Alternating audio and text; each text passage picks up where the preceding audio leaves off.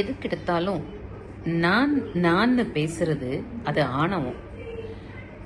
நாம் அப்படின்னு பேசுறது நம்ம மனசோட ஆத்மார்த்த உணர்வு. நான் தான் என் ஹார்ட்டை ஃபங்க்ஷன் ஆக வைக்கிறேன்னு நம்மளால சொல்ல முடியுமா?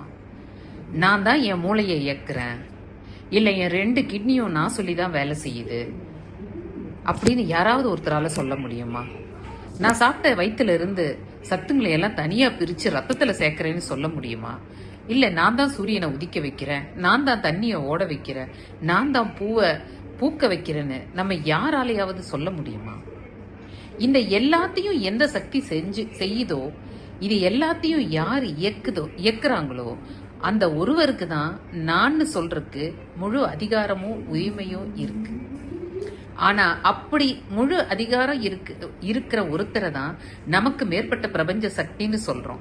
அந்த சக்தி எப்பவும் நான் சொல்றது இல்லை. அதனால நானுங்கிற வார்த்தையை விட்டு எல்லாத்துக்கிட்டையும் அன்பா இருப்போம். நமக்கு மேல இருக்கவங்கள பார்த்து ஏங்க வேண்டாம், நமக்கு தாழ்வு மனப்பான்மை வரும். நமக்கு கீழே உள்ளவங்கள நம்ம ஏளனமா பார்க்க வேண்டாம், நமக்கு தலகணம் வந்துடும். நம்ம யார் கூடயும் கம்பேர் பண்ணாம நம்மளா இருந்தோம்னா தன்னம்பிக்கையும் உற்சாகமும் தன்னால வரும்.